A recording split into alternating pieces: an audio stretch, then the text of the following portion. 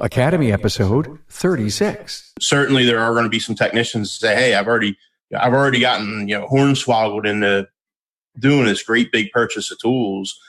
And I really strongly suspect that if Matt had gotten this opportunity at the Toyota dealership when he was first starting out, it would have been the greatest experience ever versus now once you've already spent the $60,000, Carm, you don't think about it, right? The payments are done. You own all your tools. So it's the pain is over at that point in time. So the established guys, certainly it's not going to impact them as much, but it's the younger guys coming in to get that opportunity. I think it's a difference between being able to get into the automotive trade and not being able to be in the automotive trade.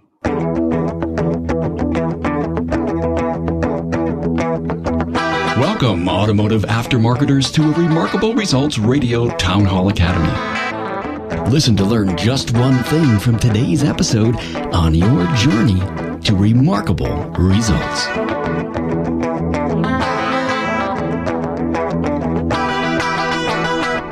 Welcome, Aftermarket Tribe, to the Town Hall Academy from Remarkable Results Radio. Carm Capriato here with a hot topic discussion, 10 reasons to buy Technicians Tools. Hey, if you're new to the podcast, I've got some advice for you, but first, I want to thank Jasper Engines and Transmissions for their support. What do you do when your customer's engine or transmission fails? Well, it's not the end of the road. Make the decision to call Jasper Engines and Transmissions for a remanufactured drivetrain product. You will give your customer's vehicle a new lease on life. Okay, it's your first couple of times listening, and you look at the library of content, and as of today, 264 episodes and 36 Academy lessons, nearly 300 listening events, like books to read. Now, don't let it be overwhelming for you. It's no different than the great industry magazines you need to get to each month. Now, the stories and lessons in the Aftermarket's premier podcast allow the voices to inspire you in a personal way. You don't have to listen to every one, but there is a powerful message in each one of them. In fact, in the website, you'll find that I've categorized every episode into about 11 different series, so you can find an area of special interest. The other powerful tool on the website is the Tag Cloud that dives even deeper into specific content. Once you've identified the episode number you want to hear, go to your portable listening app, find those episodes, and listen to just those that touch your specific field of interest. Now remember, you don't need to take your eyes off the road to listen and learn just one thing. Now, with me in this Academy episode on buying Technicians Tools is Peter Rudloff from Pete's Garage in Newark, Delaware, John Bridgewater from Wright's Service in San Leandro, California, and for his first appearance, Matthew Skundrich, owner of Mobile Diagnostics and Programming in St. Cloud, Florida. These owners brought their A game to the discussion, and they're here because they have a passion for the subject. Find extended bios and the already written talking points for you at remarkableresults.biz/A036. Now, here we go with a great discussion on 10 reasons for buying Technicians Tools.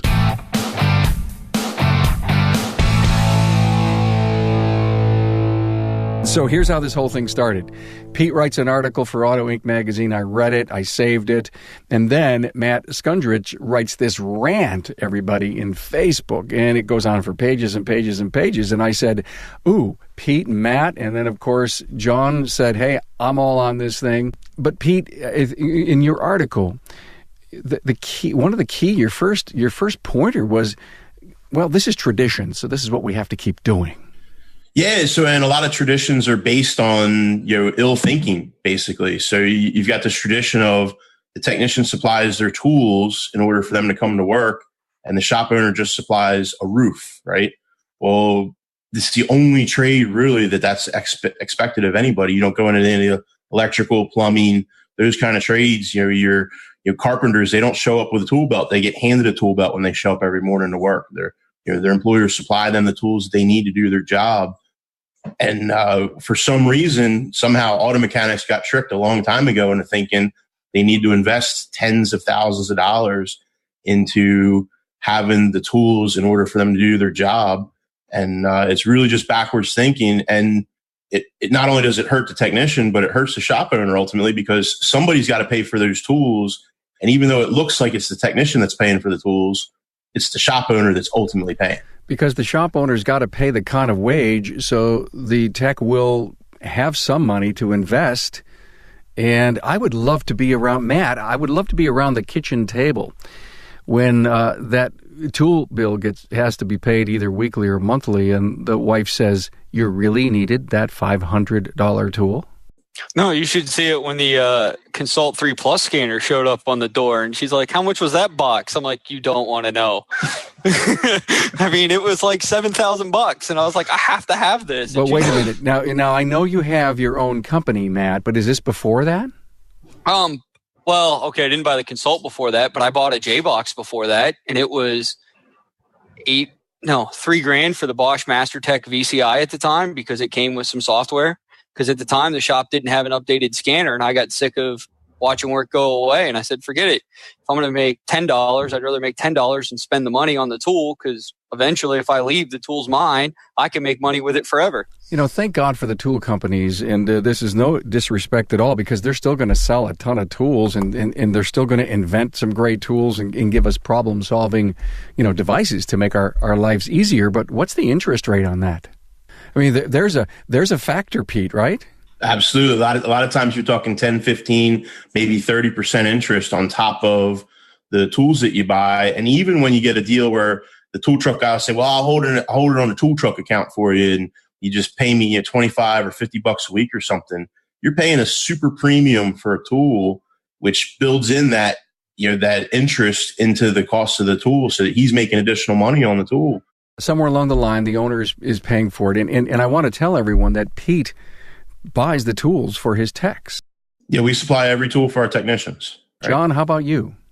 I'm not there yet, but I'm working on it. Right now, I've got a crew who has everything needed, and I don't see any changes coming. I may be hiring a guy next month, but he also already has tools. My bigger thing is in California, we're required to pay double minimum wage. That's what kills me. Right now, our minimum wage is 12. So, 24, that's not so bad. But what happens when we get to 15? I got to pay entry tech $30 an hour, and that's not going to happen.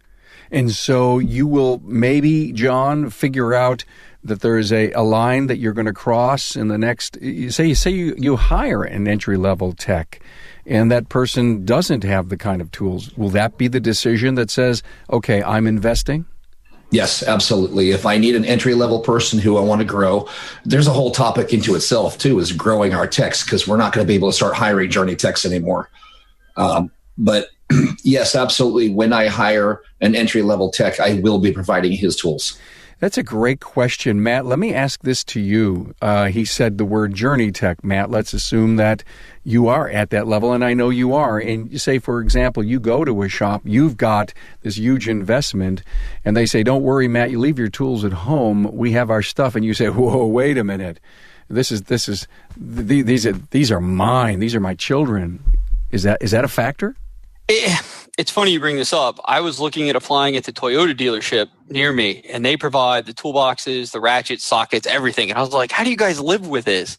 Like, I like my things. I know where they are, because they had to be organized, because there was an A crew, a B crew that worked. And I'm like, this would drive me nuts if you couldn't organize things. And I actually turned the job down because of that. I'm like, it ain't worth it to me. Interesting, fellas. I mean, think about that. Here it is that, you guys are pro buying tools, but the tech himself. So maybe the point, Pete, how did you get that transition to happen? By kind of forcing it. So I realized what was right and what was wrong, and kind of made the hard decision. It sounds like maybe that Toyota dealership has done the same thing. And certainly there are going to be some technicians that say, hey, I've already gotten, hornswoggled into doing this great big purchase of tools. And I really strongly suspect that if Matt had gotten this opportunity at the Toyota dealership when he was first starting out, it would have been the greatest experience ever, versus now once you've already spent the $60,000, Carm, you don't think about it, right? The payments are done. You own all your tools.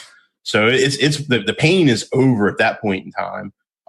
So the established guys, certainly it's not going to impact them as much. But it's the younger guys coming in to get that opportunity. I think it's a difference between being able to get into the automotive trade and not being able to be in the automotive trade. And the value of this discussion is really about our future. It really is. And even though some shops have made that giant leap like you have, Pete, and John, you're thinking hard about it, and Matt, you're the guy that we can pull that from. You're the tool geek who likes and wants and loves his stuff and wouldn't give up to use anyone else's. But yet, Matt, if you owned your own shop, how would you approach this? See, I don't know. I've had discussions with this all week with my buddies. I don't know if I'd necessarily provide ratchets and sockets. My brother works at Disney doing construction. He has to provide a tool belt, hammer, some basic stuff. So he's got some skin in the game to pay attention and be respectful of tools, because if you've never bought that $150 snap-on ratchet, you don't appreciate it as much. But I would provide a lot of things. Like the example is a GM water pump socket. Why does every tech have one in his toolbox? It's not necessary. Like, there's no way you're doing 10 GM water pumps in one day unless you're at a dealer. And in that case, then it's a different story altogether. And you'll have a factory supplied tool in that case. Yes. Yeah. Right. So I just don't see the need to buy every tool, but I see the need to buy a lot of tools. And I think there is definitely a line drawn, if you want to say, that says shops must supply the following. And a scanner, programming devices should be it. Big ticket items should not fall on the burden of techs, which is what's happening today, and why I think Pete's correct. The industry is not gaining new, smarter techs. We've kind of kept this bad rap, and we're going to keep keeping it that way. No, we're gonna change it. I'm confident there's a movement afoot, and it may only be going inches at a time. But I think we're going to change. I mean, I'm prejudiced, I guess, or no, maybe I'm too close to this thing. Is that, I continue to interview such great shop owners, and when I hear the things that they're working on, I'm saying, wow, this is all so good. And I guess there is a reality out there that there is a bunch that isn't so good, and maybe the part of what we're doing here today is to get one of those shop owners out there to say, maybe I should pay attention to this. I'm with Ron Haugen of Westside Auto Pros. Hey, Ron, why purchase a Jasper engine for your customer's car? The main reason we use Jasper is they're known for quality, and we're known for quality. They line up with my company and my company's commitment to our customers. As a product, they're committed to me. Hey, Ron, are customers investing in their vehicle today? Absolutely. We see the surveys from AAA and all the different people out there where the average age of a car on the road is 11 years old. Some are even saying 12 now. When you think about that, for every new car sold, that means there's a 22-year-old car being driven on a daily basis. To me, that's amazing. The only way we get an average age of a vehicle on the road like that is because people are reinvesting in a car. And I think the reason they're reinvesting in a car is the cost of a car. I mean, cars are $30,000, $40,000, $50,000, $60,000. Why not drop $4,000, $5,000, $6,000, $8,000 into repowering the vehicle and get it back on the road? Hey, Ron, thanks for your insights on Jasper. Thanks for asking. Let's go back to that specialty tool thing. Pete, I guess you find out that there's something new. Do the guys come to you and says, hey, Pete, we need to get this, and there's a couple of choices. Which one should we get? Absolutely. So my team is good about bringing me, hey, we got this tool that we're going to need. I'm a tool junkie, right? So a lot of times I'm buying stuff before, like I'm the bad technician in the shop that, that spends too much time on the tool truck, too much time on the internet, spending way too much time buying tools. Typically speaking, if we get a job that we've never done before, I've already researched, are there special tools that we need in order to do it? And I've already got them coming in so that we know we're going to have the tools to do the job. But when my guys and girls need tools, they say, hey, this is what we need. What can we do? I evaluate it from a business standpoint, and is their request reasonable, or if they're being wasteful. I don't let them waste shop resources, but I'm also fortunate that I don't have a team that wants to waste our resources. They respect it and they appreciate it, and they take care of it. So yeah, we don't have, every technician doesn't have a GM water pump socket. Every technician doesn't have a Honda, balancer pulley holder. Those are tools that we don't need every single day. Mm-hmm. And so we have all those. We have this great, huge toolbox that has all those specialty tools into it. We have complete extra sets of tools set up, so when stuff gets missing, we can replace it instantly for guys, and just keep things rolling and efficient that way. Pete, do you allow your techs to have their own tools there or not? For the right tech, we would make the exception for it. So it just so happens that our current team, we supply all the tools for our current team.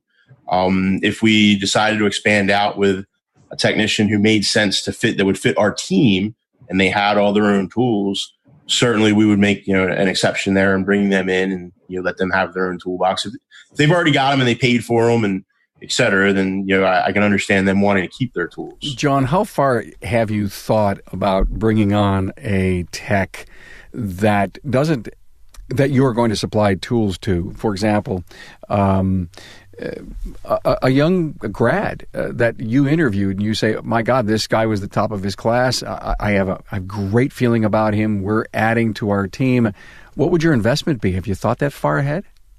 I wouldn't have a problem dropping 10 grand. I mean, that's a small toolbox, really. If you're buying Snap-on, go with Mac or Matco. It might be a little bit less, but I think 10 grand is a very inexpensive investment. Yeah, it's a big upfront outlay, but so what? You get over it. And it's almost like you'll have a greater choice. If you sit down with a couple of young techs, even a tech that maybe has the $10,000 box, but you've got a station and your tools invested, and you've got 20 sitting there. You've got a much bigger choice from the pool, the labor pool, for guys that don't have the tools. Right. So what that does, Carm, is that allows us to shop for high talent people, maybe not necessarily high talent automotive mechanics, but high talent and high quality people that are in other trades. So if you can fix a generator, you can fix a car, right? So if you're really, really good and you understand how electricity works and how nuts and bolts work and things of that nature, and you can fix a 20,000 watt generator, we can pull you into the car business, but you might not have the tools to be able to do it. If you can work on forklifts or aircraft and things of that nature, and you don't have tools, well, now it expands the quality of the overall people that we can look for. And believe me, other trades are doing it to us. Other trades are shopping the automotive trade, because to work on cars, you got to understand engineering, fluid dynamics, electricity, so much that you have to understand to be an auto mechanic, that a lot of times you can go from being an auto mechanic to another trade, and you're only using 1/5 of your horsepower to work in that other trade. Yes. For example, podcast alumni left to go to work in the forklift repair business. Sure, right. And they stole them for a lot of the reasons we're talking here. Right. The advantage other companies have, or other trades have, is that they offer the tools, they offer the training, they offer the benefits package that in many cases doesn't exist in our world. Yeah, that was it too. And it should exist. Yeah. It should exist. There's no reason that we can't offer that. Absolutely.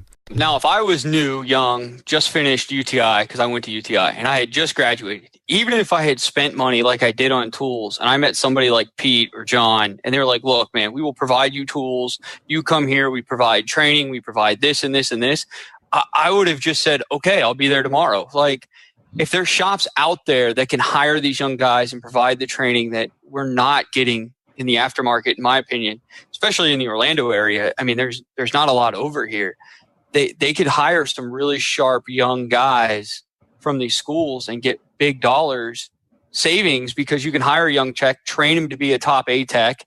You've paid for his tools, so you can pay him a little less, but you still got to pay him fair because it's a skill trade. Sure. But it's a win-win-win for the shop owner and the tech. I mean, I don't see why young kids aren't jumping on it.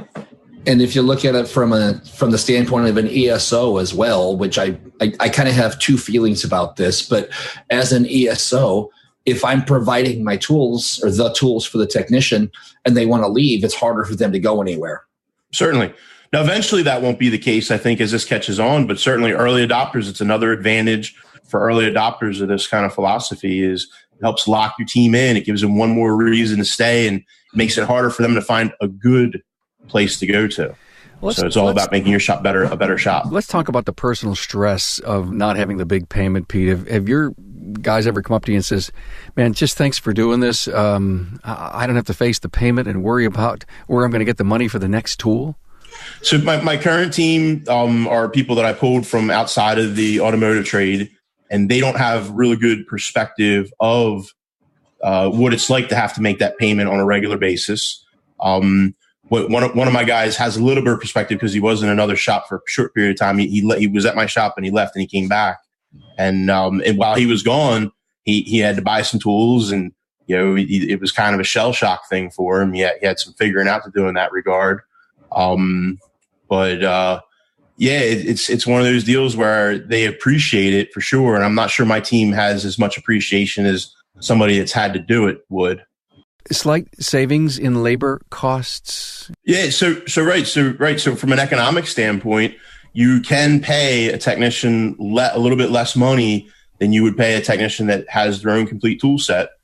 And they'll net more money than they would if they had to buy all their own tools. If they're spending $10,000 a year on tools and you're paying them $5,000 a year less than they would have made otherwise, they're going to net $5,000 more.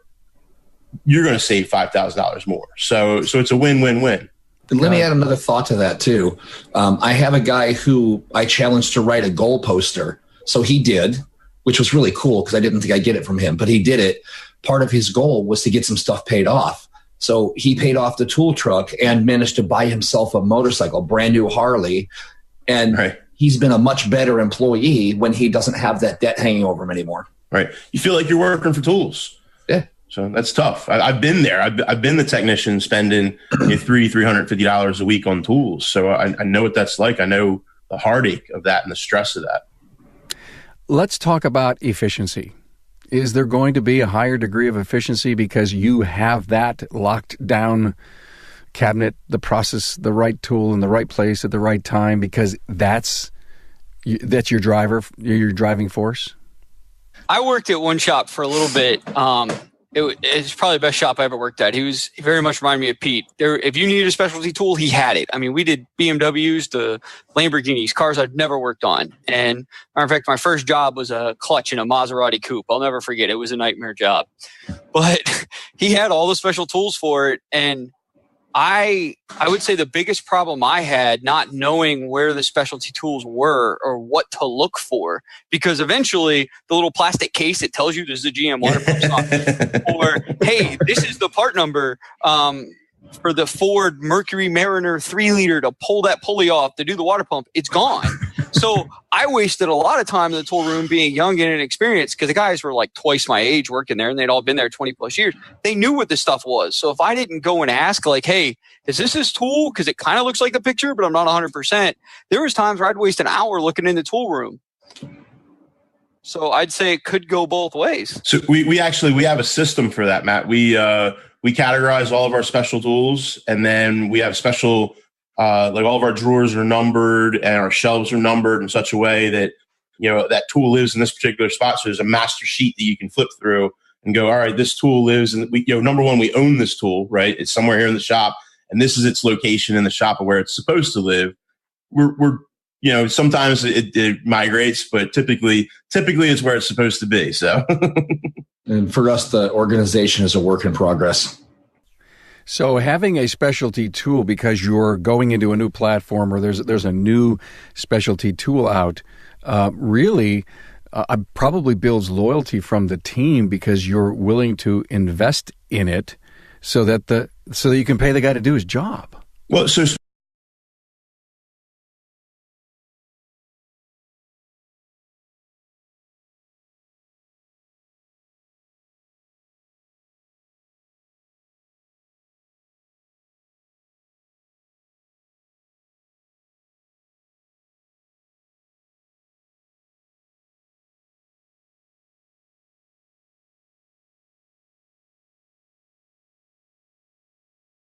Mm-hmm. Got it. Hey, thanks, guys. I'm going to say 2 words: side work. Matt, your rant on Facebook was all over that. So how do you feel about that? I am all against side work. And it's funny because it's not that I haven't done it. And I mean, come on, what tech hasn't? You know what I mean? But the people I do it for, they're close family, friends. I don't charge them. They don't pay me. The only thing I ever ask is for parts, and that's it. But I just see so many problems in the industry over side work. In my business now, diagnosing cars for shops that, the guys can't diagnose. I'm like, these are the people going out and doing side work. They can't diagnose a car in the shop with all the right tools. How in the world are you diagnosing a car outside the shop without the right tools. And it just drives me nuts. And I feel it's a twofold cut down. One, the first problem is you're selling your labor way too cheap. I mean, these guys are out there doing it for a flat rate of, I'm going to say $30 an hour. A good shop is at $90 an hour, I'm going to say today on average, easy. So John's going higher. That's right. And I bet you if we ask Pete, Pete's going to do the same thing. Yes. Okay, well, in my area, it's $90. So, so $90 an hour, that guy's out there doing it for 30. Well, what's that doing? That's devaluing our market and our skilled labor and what it really costs to run a business. The next thing is if you're willing to sell your soul for $30 an hour, why are you ever going to get a pay raise at the shop? The shop owner is just going to raise the rate and keep the money because you were okay with $30 an hour at home. I mean, you're cutting yourself. You're devaluing what you know, your skill, your knowledge. People don't really look at this as a business perspective. I'm learning that your knowledge, time, and skill is worth X amount of dollars. Then your ability to do it is worth something else. Then how fast you do it is the final step in that. And we seem to just sell ourselves for book time cheap because, we need the money to pay the tool bill, which is bad. And is that why the side work continues, or is it just to have some cash in the pocket? It's both. I mean, I never did a lot of side work. I'm a budgeter. My wife's a big budgeter. She tells me all the time I got a budget. Even my tools today, when I want to buy something, I budget it, and I might have, like I do now, I have a couple of payments I make on things because my OEM scanners are very expensive, but it's budgeted and that money is there and I don't exceed my budgeted amount. But I can't imagine some of these guys' stresses of having that big tool bill and then they're working for a low wage because the shop doesn't want to pay them. Well, the shop could afford to pay you if you sent all your side work there. I mean, that's it. I got it. And then there's another big thing called live within your budget. And frankly, there's so many Americans that aren't. And depending on where you live, though, that can be very difficult. But you're absolutely right. Cost of living, needs and wants, it's terrible financial. The learning curve. It's today, nobody's going to school to learn how to do a checkbook. So and the tool truck makes it so easy, right? They have this credit card mentality of whatever you need, no problem. We'll push your credit line up. You're approved, right? No problem. You're approved. We got you that extra credit. You just got to figure out a way to sell your soul and pay for it. Wow. So let me ask you guys a question. What percentage of the techs in our industry do you believe are doing side work? Yeah, I would think a lot do. Most 80, 90%? 75 minimum. Yeah. Okay. 75 minimum. My take on side work is that the guys, whether they need the money or not, they're going to do it because the skill they have and they have the time and it puts extra money in their pockets. So it doesn't matter if they make $5,000 an hour working for me, they're still going to do side work because it's something they know how to do. All right. I have a friend who's an electrician. I have a circuit that's out. Good friend. Hey, can you help me? I mean, that's always gonna go on, isn't it? Sure. And I don't necessarily the buddy network. Yeah, and he doesn't have to have, the big box of tools, if you will. He just needs 4 or 5 tools probably to solve my problem, to do a brake job today. You don't need to have that $10,000 toolbox. You need to have that $500 toolbox. $50 toolbox. My big rant on side work isn't the guy who helps his buddy out. Like I like to help a lot of single moms in the area. They're usually struggling. Kind of makes me excited to help somebody.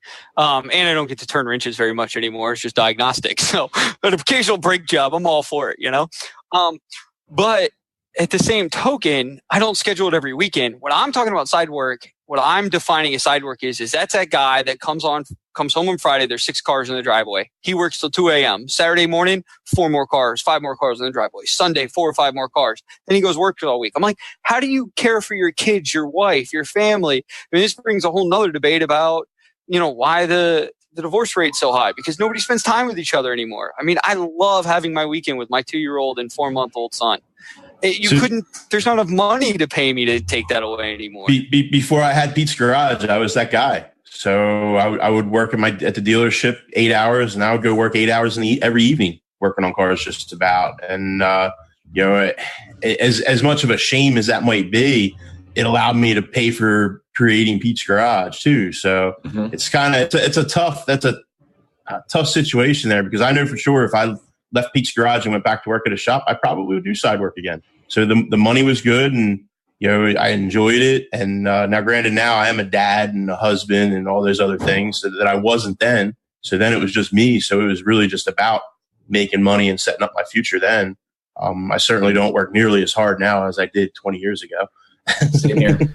Do shop owners, anybody know shop owners that say to their team, hey, listen, we're doing a Monday through Friday. I really, really want you to have, a good work-life balance. I want you to enjoy your weekend. I'm providing you tools, or I'm not. It doesn't matter. Is that dialogue going on to, not to get the tech to do less side work, but to have them recognize when you're here, I want you present for the 5 days, 8 hours a day?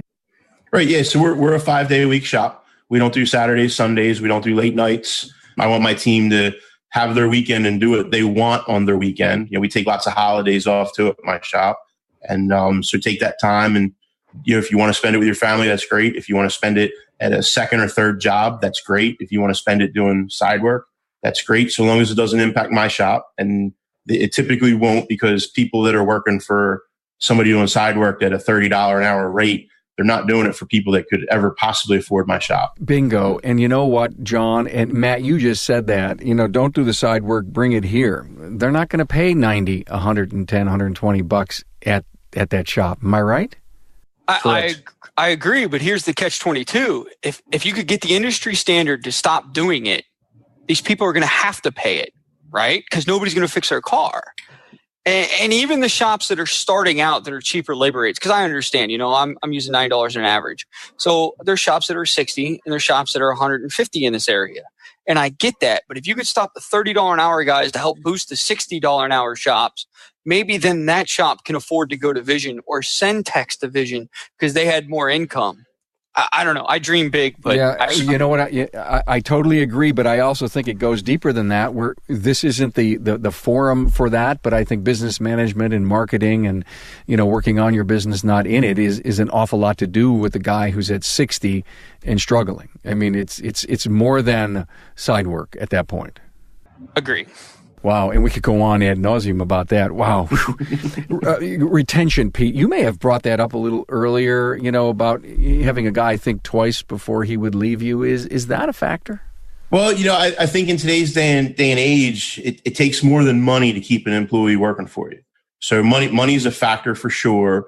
But I think you have to have additional things that keep people wanting to work for you. So every business, regardless if it's auto trade or otherwise, has to look at, what are we doing employee retention wise? Are we doing 401ks? Are we doing things that are, going to keep people wanting to stay here? And I think supplying tools, supplying training, hours that are, really appealing. I think those kind of things are the kind of pieces that keep people wanting to stay.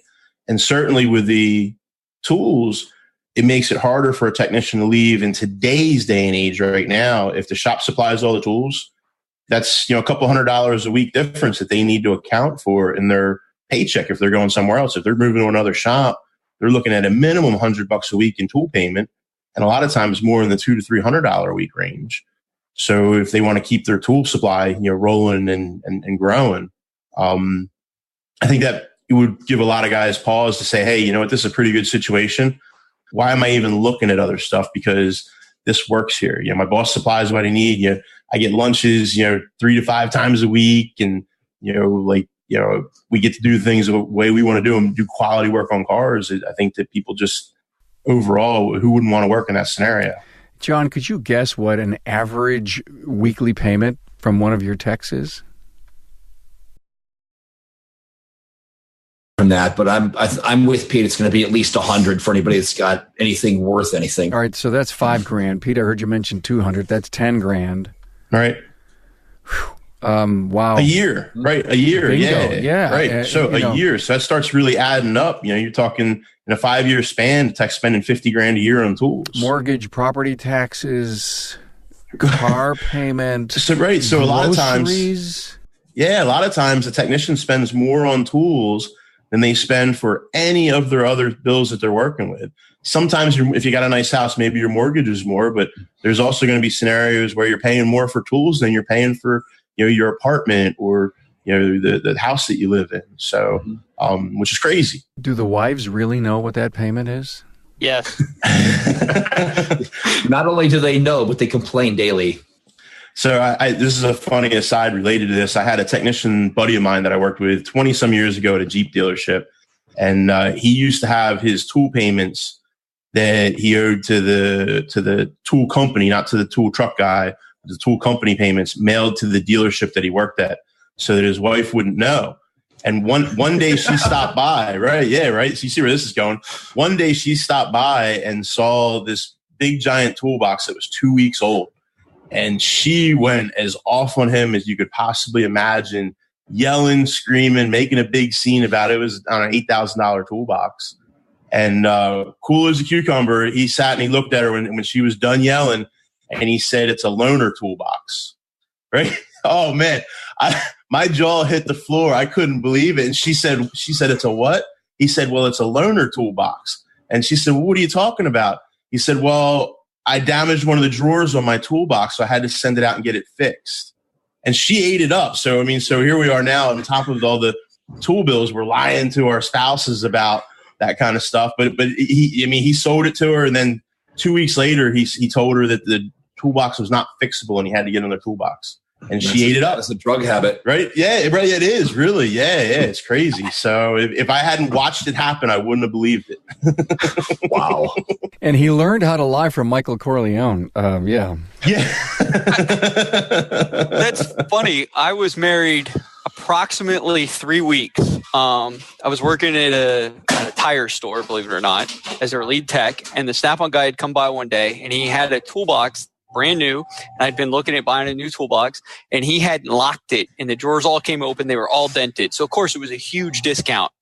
So I went home that night, made my wife a nice dinner, and I said, "Hey, I really would like to buy this toolbox." And she looked at me and said, "How much is it?" And I said, "It's $5,000, triple bank Snap-on, I said, "It's just what it costs." And she goes, "All right, I want to see it. If I'm going to spend $5,000 of our money, I want to see what we're buying." And so the next week, the Snap-on guy, we met at the Wawa. He showed her the box, what it was, showed her retail cost. And she's like, "Well, is this in our budget?" And we had a logical conversation about it. I mean, there was no denying it. And so I did. I ended up buying the box. I was quite surprised my wife let me. I'm still in to this day. But I mean, it's funny you mentioned that, because I literally would walk my wife through what tools cost, what it is.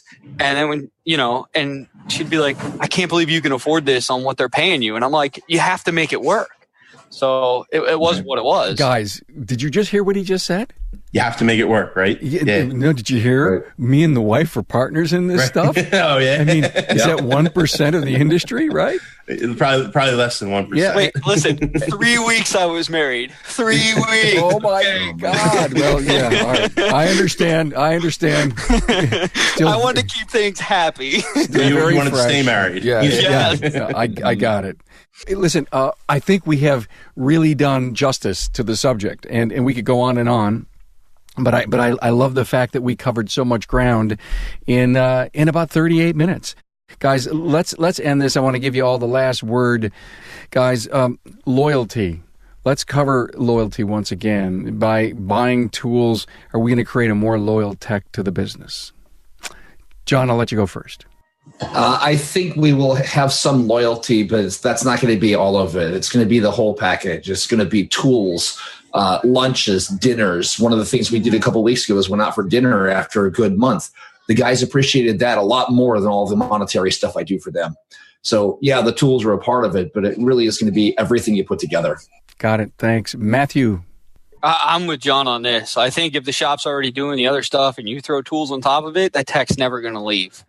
I mean, if you can give them a good reason to stay, they're going to stay and they're never going to leave. And if they stay, you're just going to make more money off them in the long run as a shop owner, because they're going to be loyal. They're going to stay with you. You're going to know what tickets to assign to what person.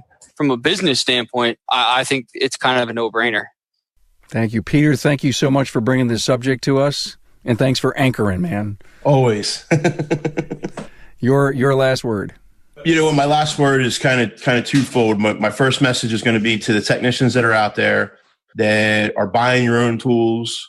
Eventually, hopefully that's going to change for you, and you'll get in a situation where you find, the right shop that values you better and He buys tools for you, supplies your tools, and doesn't expect to break your back, financially and physically. We expect a lot out of our technicians. So, it's a rough trade in that regard.